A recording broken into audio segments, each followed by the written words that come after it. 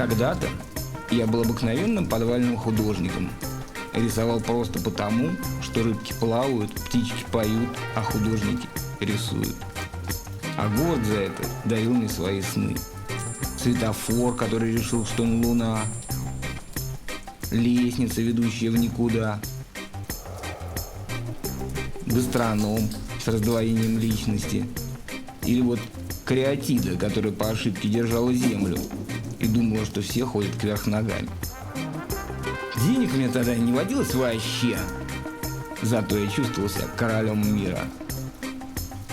Куда все делось?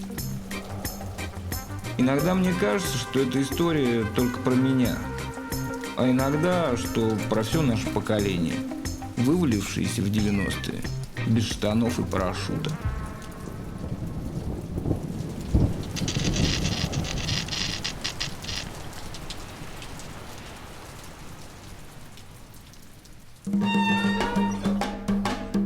Жил я в ту пору в уютном подвальчике на Сретенке. Обитали мы там с очередной прекрасной принцессой.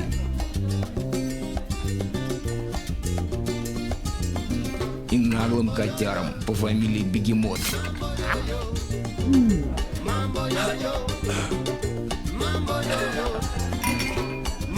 А наши друзья в легкую забегали попить чайку или пожить месячишко.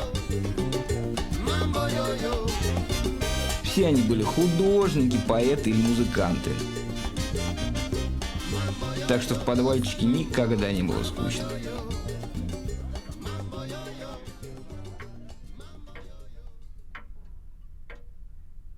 А по ночам, когда город засыпал, я рисовал свои картинки. В каждую из них я вкладывал частичку души. И от этого они начинали немножко светиться.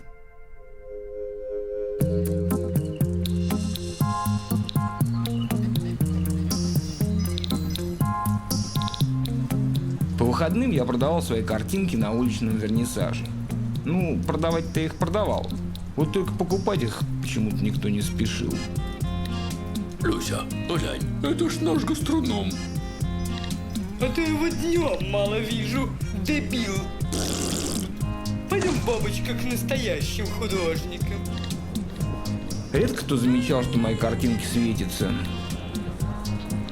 А если и замечал, у таких людей почему-то никогда не бывало денег.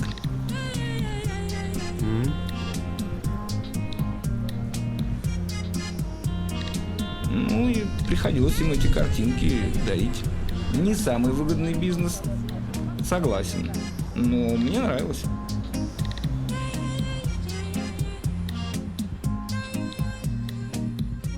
Но однажды мои картинки получили главный приз на Заморском фестивале. Пришлось отправляться в дальнюю страну.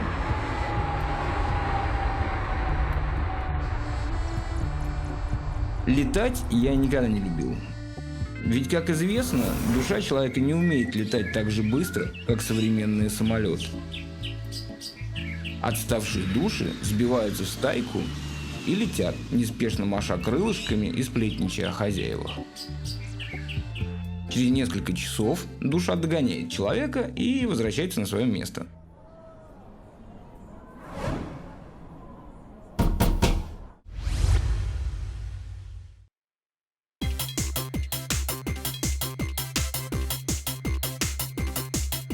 За границей мне понравилось. Немного удивил их обычай есть живую рыбу, сидя прямо на полу, и громко кричать при моем появлении. Ой! Ой. А с их сенсеем мы так хорошо понимали друг друга, что и переводчика не потребовалось. お前のロシアではみんなよく瞑想やってるんじゃない？ Да что вы, какие медитации. Раз что бухаю для вдохновения. それじゃあみんな一緒に飲もうぜ。乾杯！ Короче, возвращался я в самом приятном расположении духа. А вот с душой случилось непредвиденное происшествие.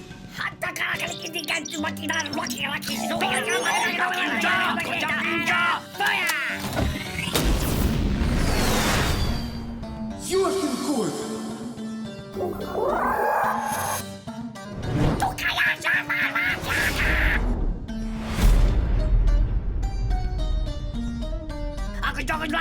Банджи! Бах! Добби!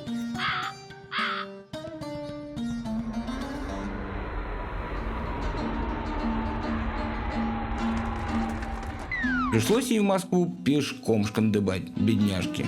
Но про ее мытарство отдельно.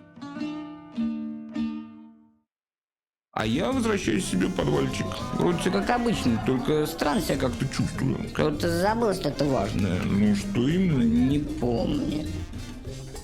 Голос у меня какой-то странный, другой стал. А это я без души начал жить.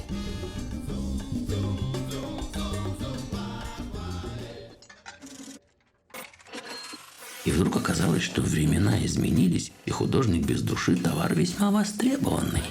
Не прошло и пары дней, как меня пригласили в солидную корпорацию.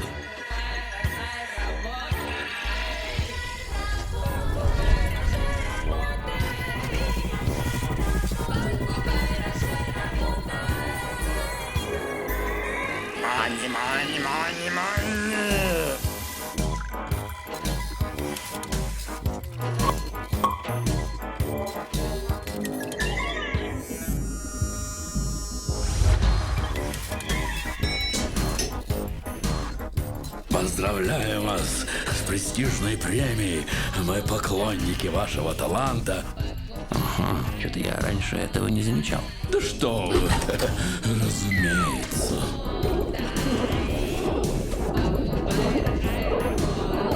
Понимаете, есть такая задача. Надо объяснить, что водка – это очень полезный напиток. Особенно для молодежи и детей. И так доходчиво в картинках. Денег, как вы знаете, у нас мешок и маленькая тележка. Не обидим.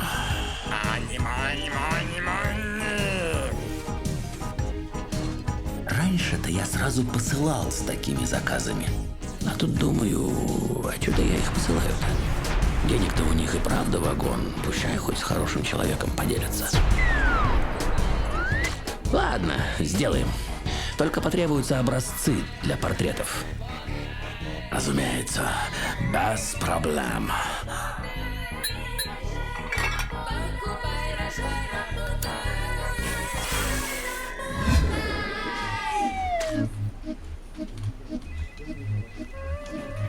Слыхали, вы заказы стали приличные брать? Ну, можно и так сказать. У нас вообще задача плевая. Продвигаем сигареты в детские сады. Хорошие сигареты. Качественные. Чувствуете?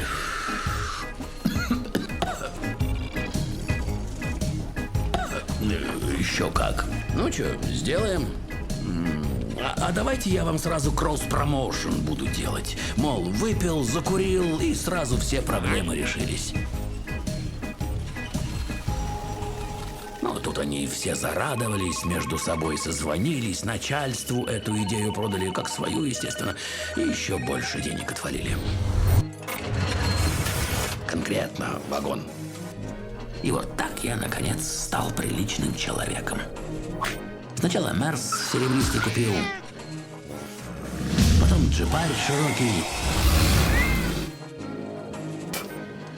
потом пентхаус в центре, виллу в Куршавеле и ложу в Бенуаре. Хрен знает зачем, я даже не знаю, где этот Бенуар, но мой имиджмейкер настоял. Ну это же основа системы. При дележке пирожка работники получают вилочку и ложечку.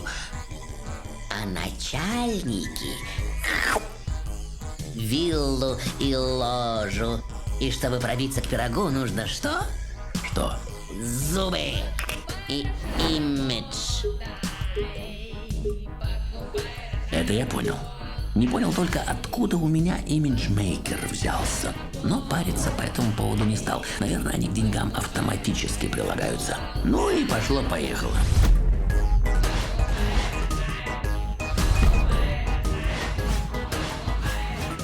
Украсил я свой город так, что самому смотреть тошно.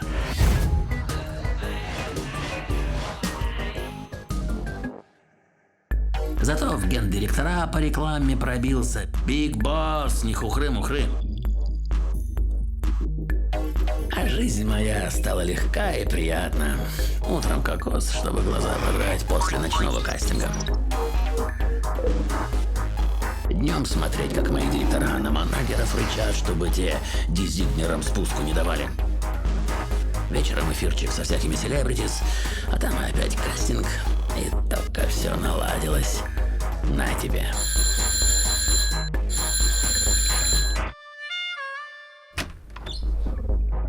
А, это ты, блин. Ну, проходи, раз приперлась. Эй, чувак, ты чё, не рад? Тебе плеснуть? Мне? А, ну да. Ну ты как? Я отлично. Чисто все в шоколаде. Вон, альбомы мои глянь. Видала, какое издание? Но это же не твои картинки. Почему не мои? Я их уже не рисую, конечно, только идеи выдаю. Но все права за мной. Не подкопаешься. Так они же больше не светятся. Да и плевать. Тренды теперь другие. А свет этот твой сказки для неудачников.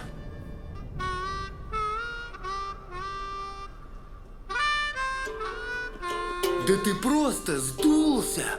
Тебе и сказать-то нечего, господин бывший художник. Я? Бывший? Мне нечего? Да я сейчас такую инсталляцию заделаю! Весь мир охренеет.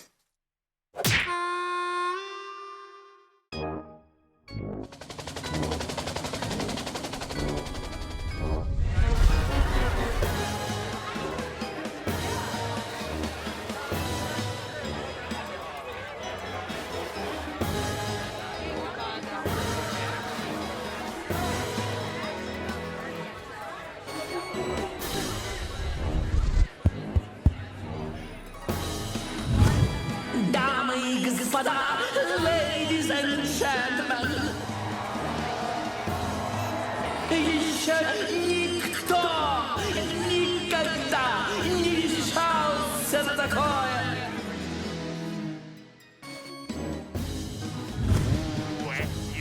Встречаю революционную мега-инсталляцию маэстро.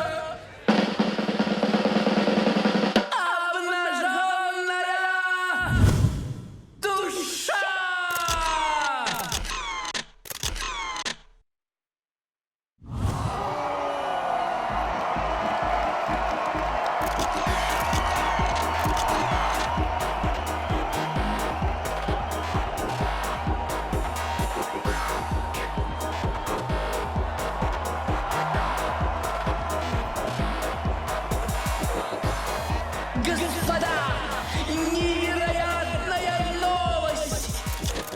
Частный коллекционер приобрел инсталляцию маэстро за 21 миллион!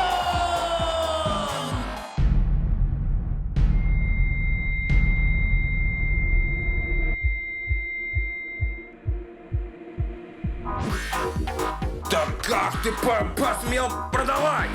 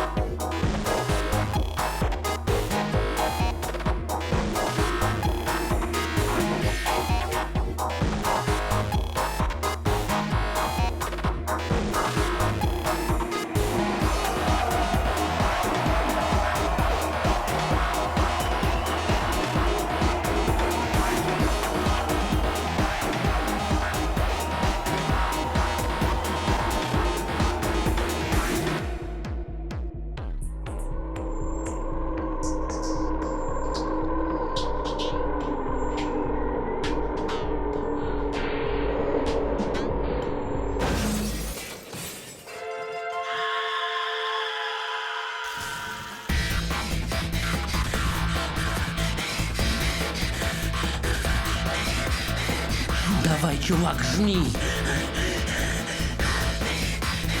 Мы начнем все заново. Нам бы только до подвальчика добежать.